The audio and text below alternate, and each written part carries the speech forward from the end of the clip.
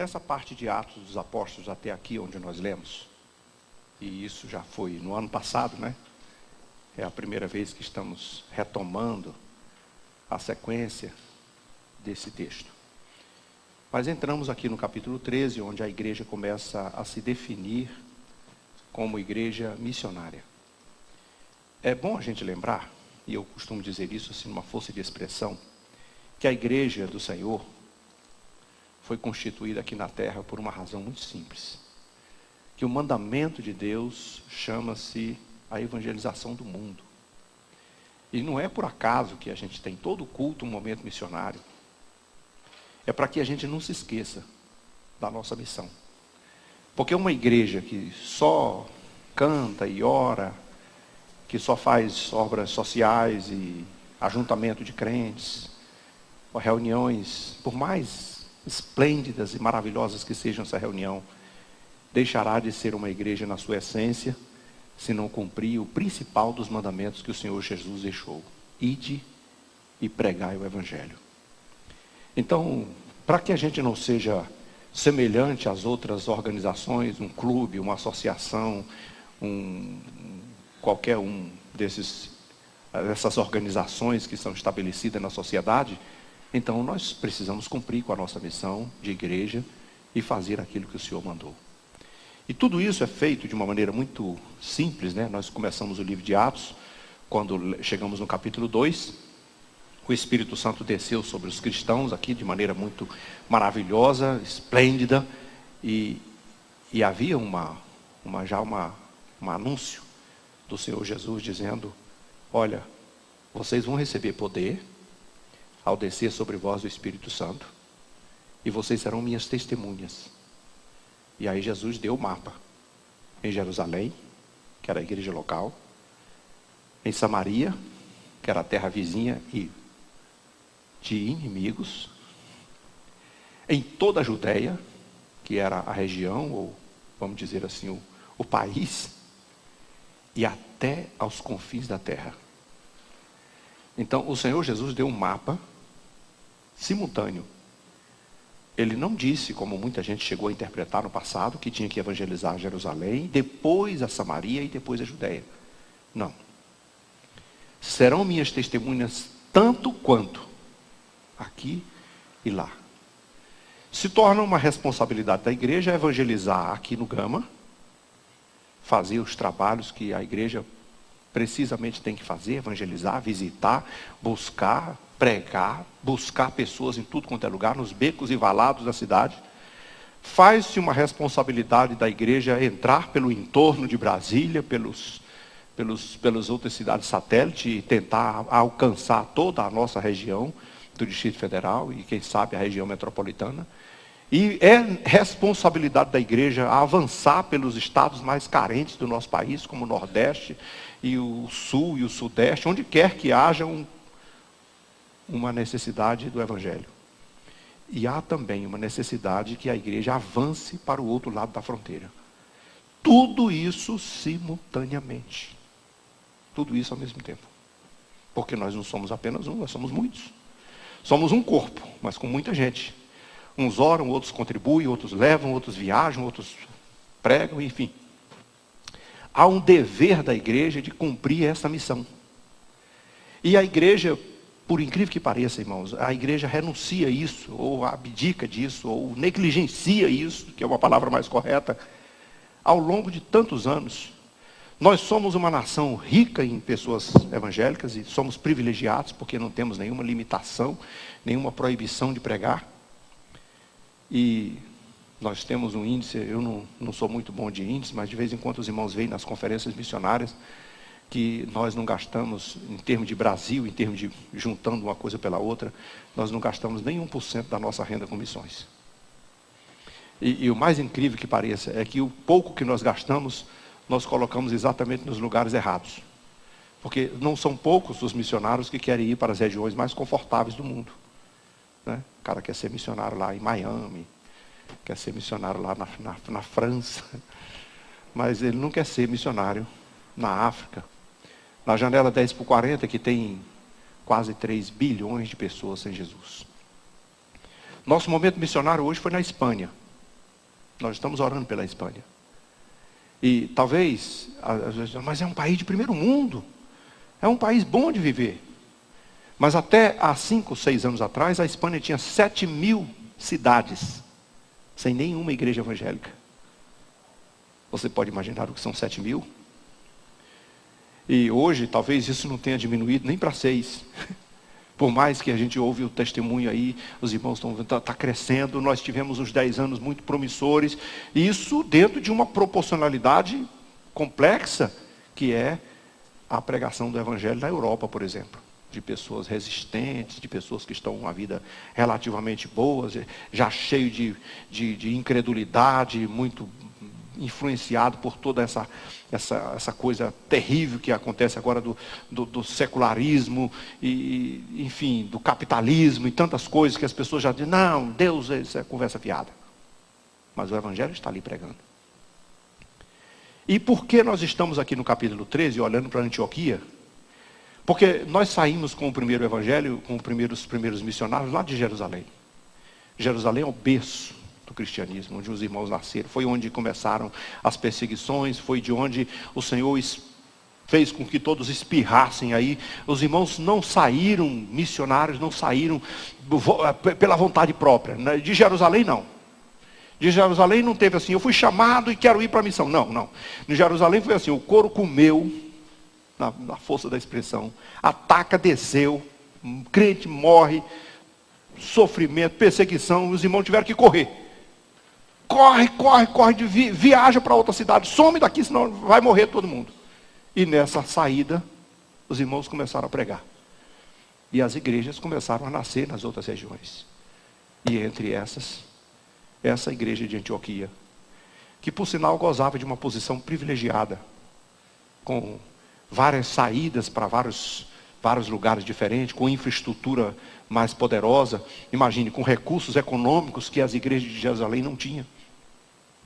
Enquanto os irmãos de Jerusalém, que era o berço do cristianismo, passavam as aflições da fome, os irmãos lá no outro lado já estavam com mais recursos, com mais condições, já tinham condições de ajudar, etc. Então a igreja de Antioquia era assim como uma igreja dentro de uma cidade grande, numa capital, era como uma igreja mais próspera. Eu até posso dizer assim, quem sabe uma igreja como a DGO, onde os irmãos estão aí, mas relativamente confortável. Não era uma grande, mega igreja, mas tem uma quantidade suficiente para manter alguns compromissos em pé. Os irmãos não são necessariamente ricos ou milionários, mas todo mundo tem condição de ofertar e servir ao Senhor. A igreja de Antioquia pode ser a DGO. A igreja de Antioquia tinha alguns privilégios também. E a Bíblia diz que a igreja era rica. E essa é uma das coisas muito fundamentais. Riqueza material, nós vimos ontem a igreja pobre financeiramente. A igreja que Esmirna, o Pérgamo, Esmirna ontem, né? A igreja pobre, carente, necessitada, porém rica espiritualmente, cheia da graça, do poder de Deus. E é claro que a gente poderia dizer assim, então se a igreja fosse rica espiritualmente, ela tem que ser pobre materialmente. Então se a igreja ficar rica materialmente, ela vai ser pobre espiritualmente. Isso acontece, mas não devia ser assim. Ao que me parece, a igreja de Antioquia tinha um certo conforto econômico, mas era uma igreja rica espiritual, porque a Bíblia diz assim, a igreja de Antioquia havia profetas e mestres. Então a igreja tinha talentos espirituais, a igreja tinha homens consagrados, tementes a Deus. E com um detalhe, a igreja orava, orando e jejuando, a igreja jejuava, a igreja tinha intimidade com o Espírito Santo. E olha só um detalhe, o Espírito Santo tinha liberdade de falar nessa igreja. Então, irmãos, necessariamente, possuir bens não é necessariamente um pecado. Só quando você substitui coloca esses bens no lugar de Deus. Mas ter as condições econômicas seria até uma coisa muito boa para a igreja. Você já pensou se a igreja fosse uma mega igreja com muitos recursos financeiros e quisesse enviar, por exemplo, 1.000 missionários, 2.000 missionários para o mundo afora? e tivesse condições de manter estruturas e recursos e comprar e abrir uma infraestrutura em cada um desses lugares onde esses 1000 missionários fossem, e daí partisse mais 1000 de cada uma delas, imagine, nós estaríamos já há muito tempo com esse problema da evangelização resolvida. O problema é que as igrejas se fecham para esses dois lados. Ou a igreja perde espiritualmente, aí não tem talento, não tem oração, não tem jejum, não tem consagração, não tem temor de Deus, não tem palavra, ou então não tem dinheiro.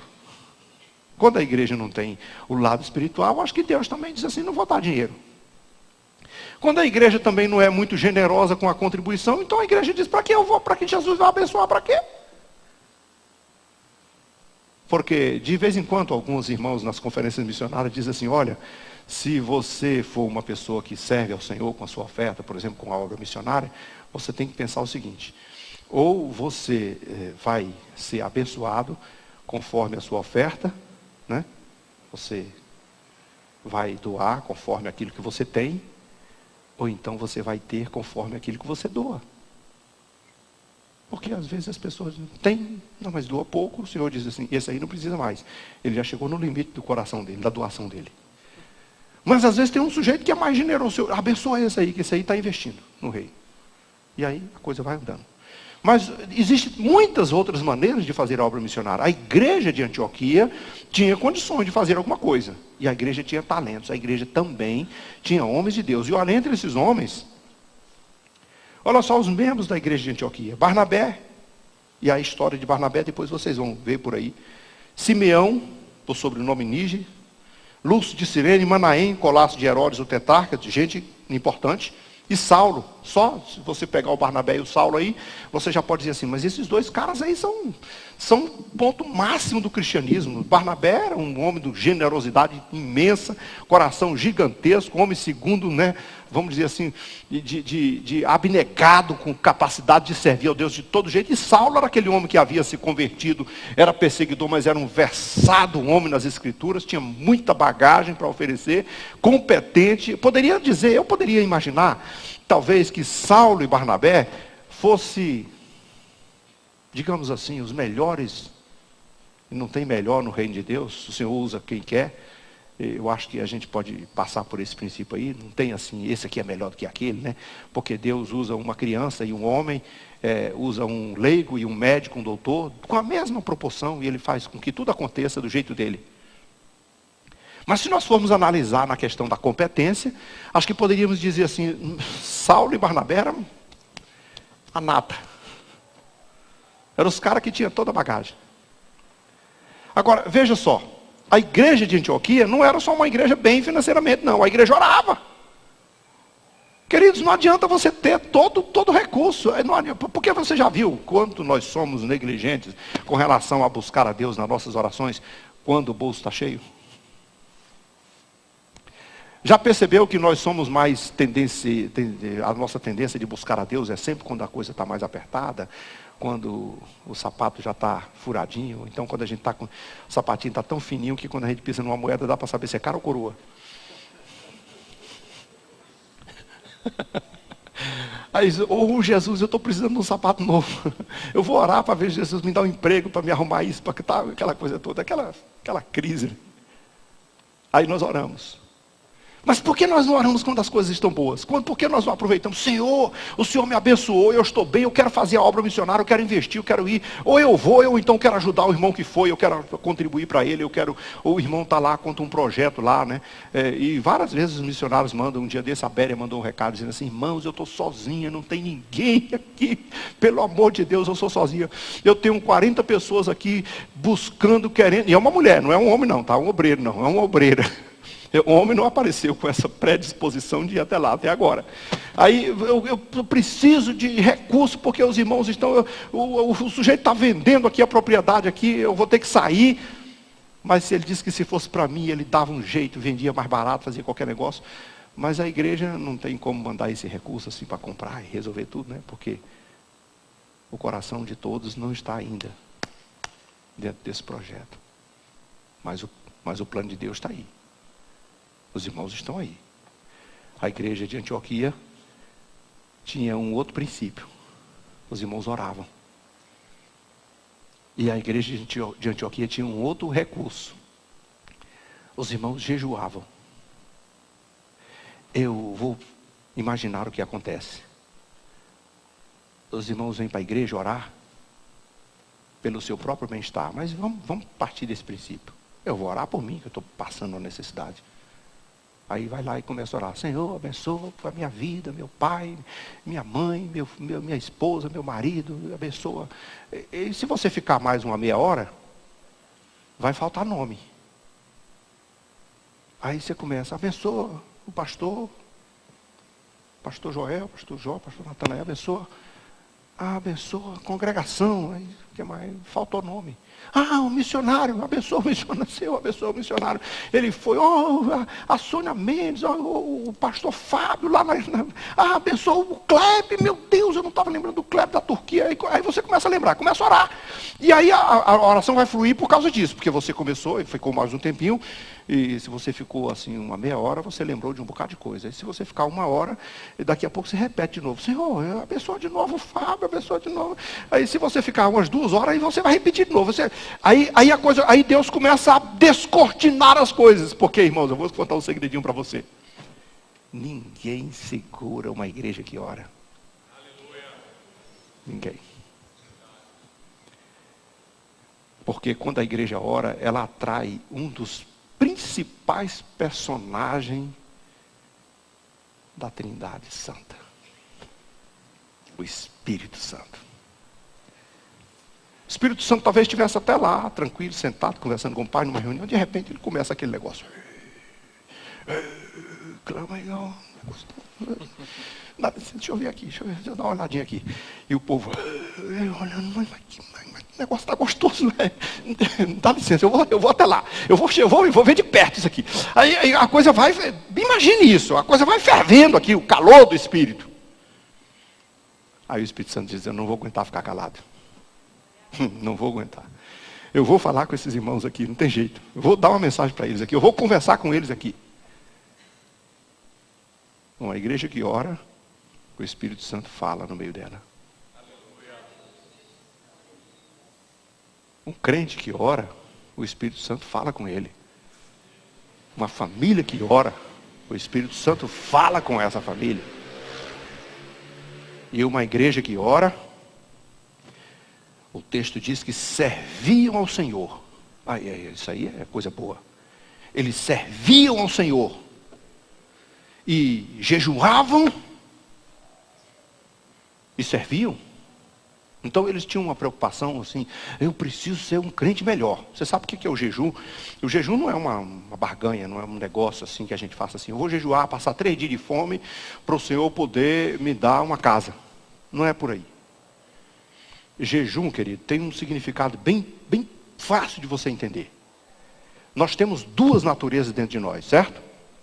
Nós temos é como se nós tivéssemos 2 seres dentro de nós. Uma espiritual e a outra carnal. Ou natural, se você quiser minimizar uma coisa. Mas nós somos 2 pessoas dentro. A nossa carne, ela deseja o quê? Sombra e água fresca, sapato largo, jornal sem letra. Só sossego, vida boa, dinheiro no bolso, carne assada, coisa boa. E quanto mais forte ela fica, mais intencionada a pecar. E quando a carne se fortalece muito, o espírito esmurece. Porque dentro de nós também tem a natureza espiritual. E o que o espírito come? Adoração, louvor, oração, fervor. Presença do Espírito Santo, presença de Deus e aquela coisa. Mas quanto menos, a gente come 3 vezes por dia no mínimo. Tem gente que come 6. E tem gente que só come 1 vez por dia, da hora que levanta até quando deita.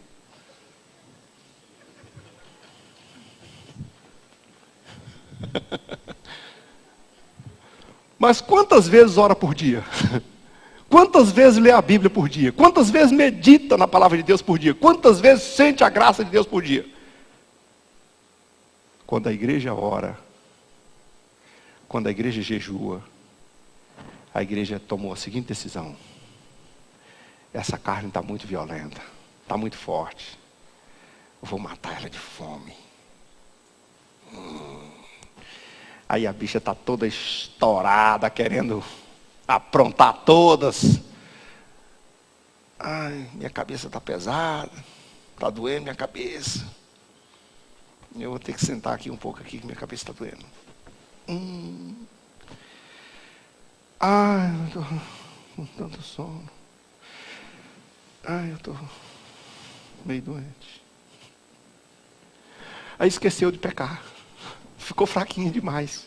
E o Espírito, tome joelho, tome adoração, tome fogo, tome graça. Ora mais, canta mais, louva mais, prega mais, ensina mais. Quem vai ganhar essa guerra? Aquele que se alimenta, queridos. A quem você está alimentando? A igreja de Antioquia jejuava.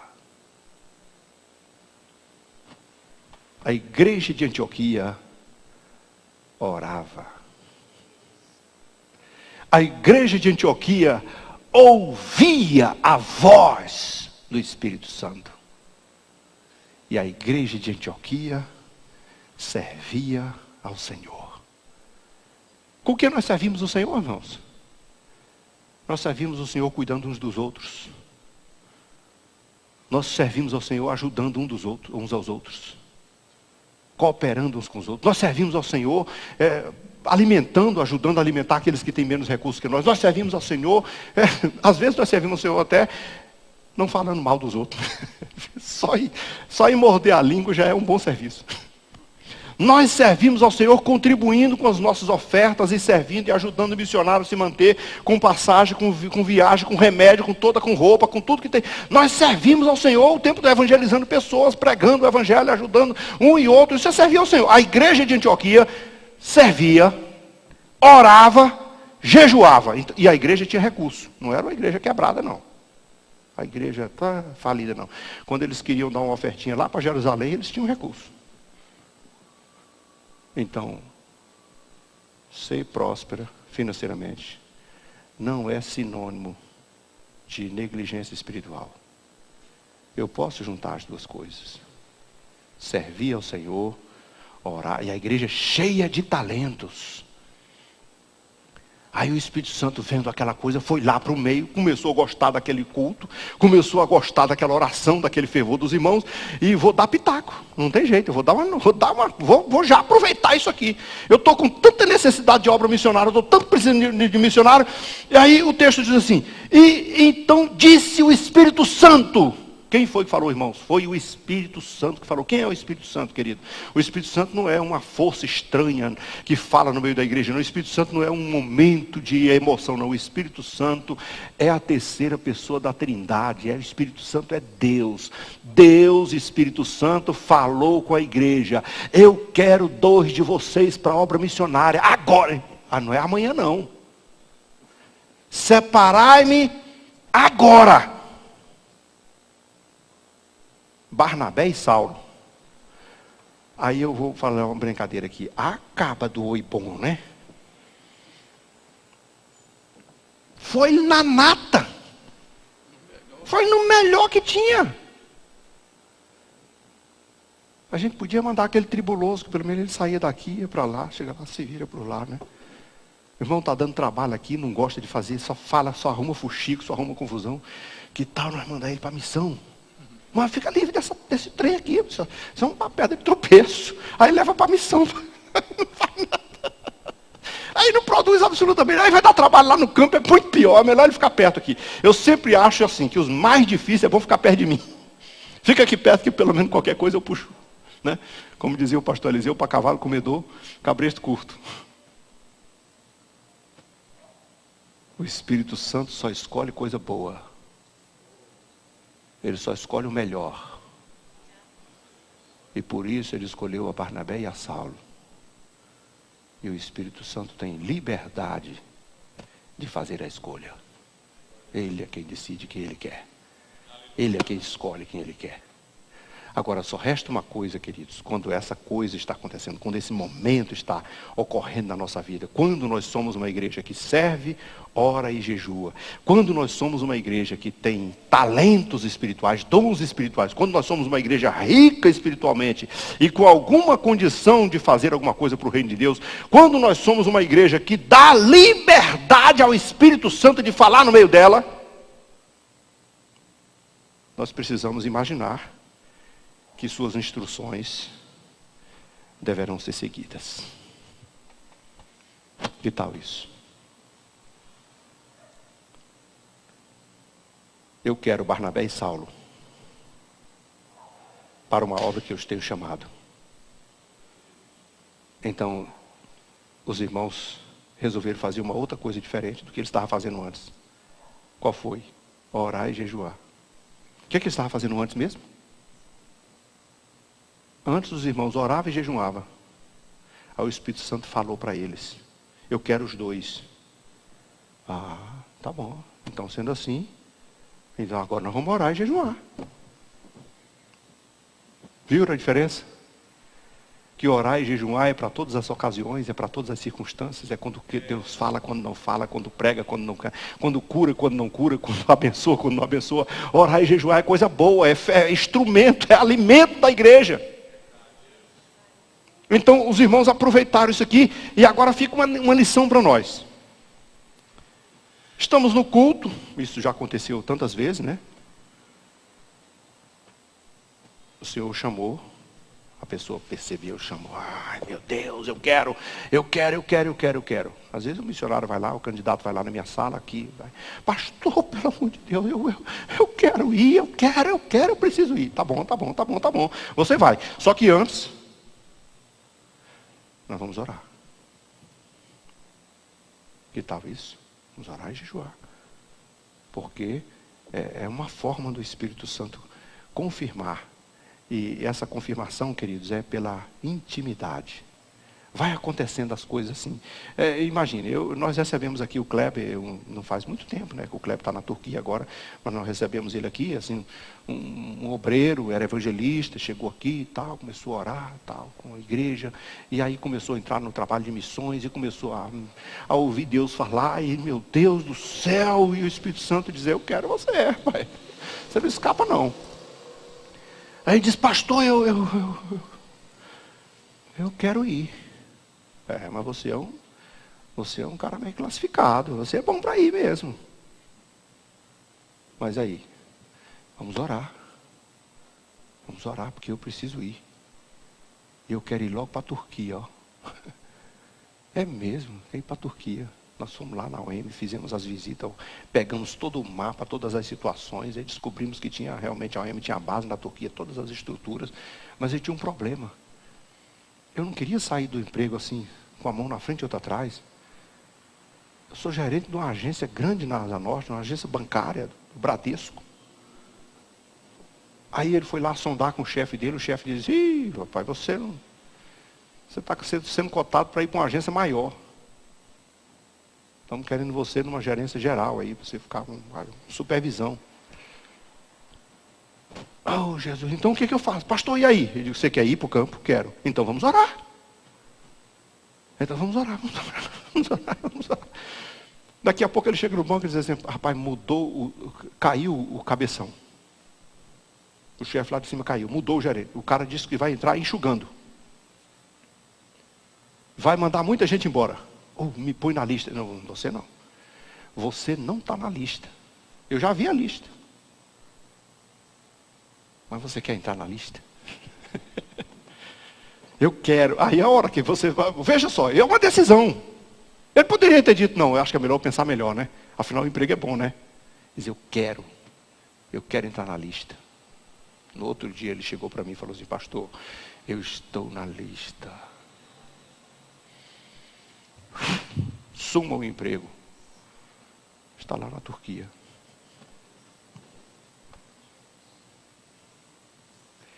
Quando o Espírito Santo fala, ele fala e acabou. Ele só fala. E a gente obedece. É a ordem dele. Só isso. E os irmãos orando e jejuando. Por causa dessa oração e desse jejum, eles receberam uma confirmação, está implícito isso, o Senhor confirmou ainda mais. Aí eles disseram, agora sim nós vamos enviá-lo. Como é que nós vamos enviá-lo? Nós vamos impor as mãos sobre eles.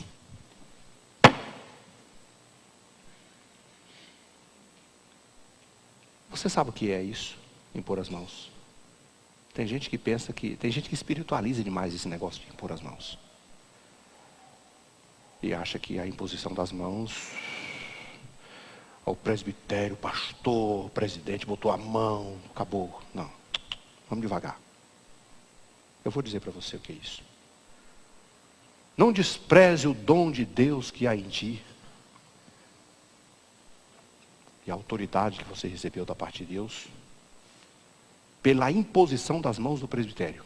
Aí o cara diz assim, puxa, o presbitério botou a mão, agora eu posso sair quicando por aí. Que eu tenho o poder. Não é por aí. O poder é que o presbitério, sendo uma instituição, aqui agora, além de ser um organismo, é também autoridade, ele compartilha o direito de você exercer a autoridade. Mas essa imposição de mãos, ela é parceria de responsabilidade e deveres. Então, no momento que o presbitério põe a mão, ele não está pondo a mão para você ser ungido e ser poderosamente abençoado. Ele está pondo a mão para dizer que concorda com a unção de Deus e concorda que você realmente tem que ir. E concorda que nós vamos manter você lá. Concorda que nós vamos enviar você. É claro, você vai sob nossa autoridade, você vai seguir nossas instruções também, mas nós vamos manter você lá. Você não vai passar fome. Você vai comer. E não vai chover arroz e feijão na sua casa.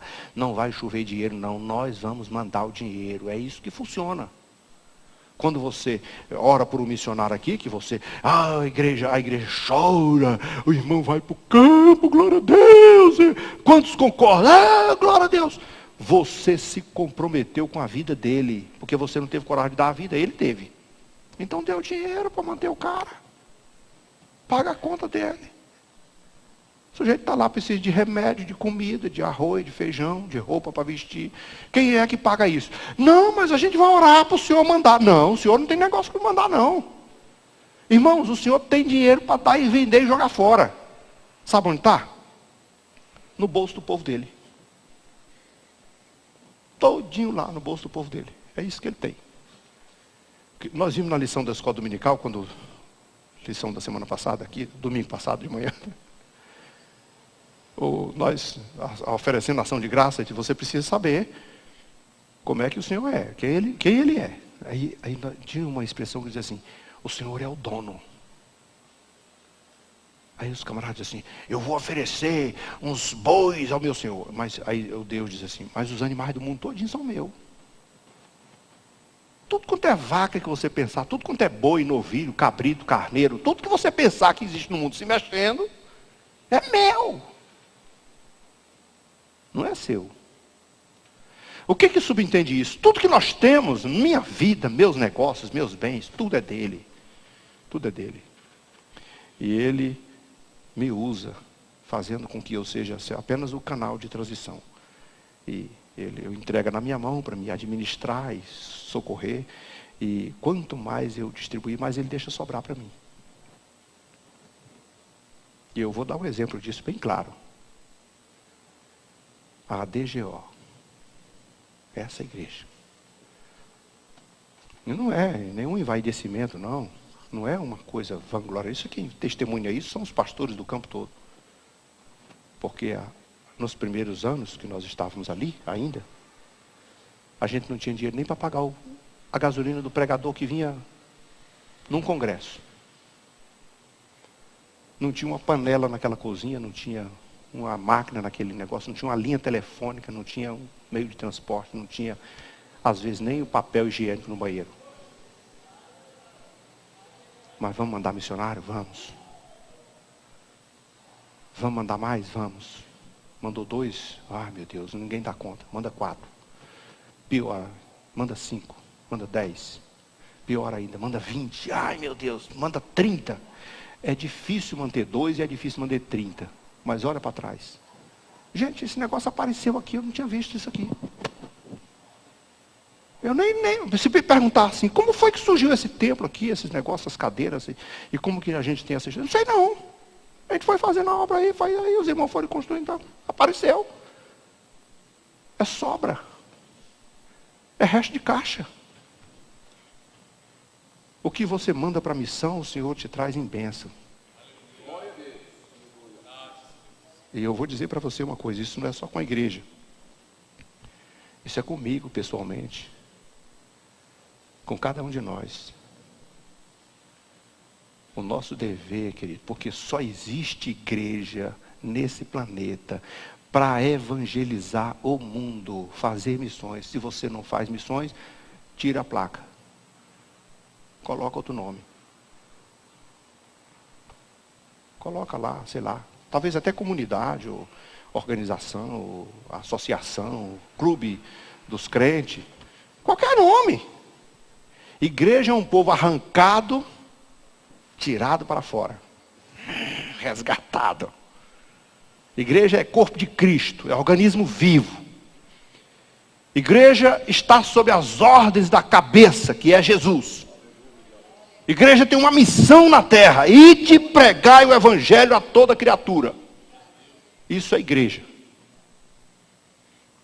Por isso, nós precisamos fazer valer o compromisso missionário. Eu gastei esse tempo hoje, nesse pedacinho aqui. A gente passa tanto tempo aí, Atos é grande, a gente vai fazer. Mas se Jesus não voltar, a gente vai ficar aí, até depois volta de novo, não tem problema. Mas eu peço ao Espírito Santo que continue falando conosco, dizendo, igreja, eu quero você engajada na obra missionária.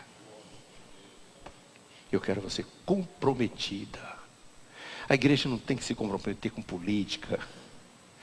Quem ganha, quem perde, quem faz, quem não faz, quem vende, quem não vende. A igreja não tem que se comprometer com negócios. A igreja só tem que se comprometer com a ordem de Cristo. E a ordem de Cristo é ide. Ide. Ide e pregai. Para que a igreja consiga fazer isso, com toda a precisão, com todos os recursos que nós precisamos, com toda a liberdade, com todo o fervor, nós precisamos orar, jejuar, servir, obedecer e ouvir a voz do Espírito Santo que fala no meio da igreja. Quando nós ouvirmos a sua voz, nós seremos abençoados. Com medida, recalcada, sacudida, transbordante. Vamos agradecer o Senhor.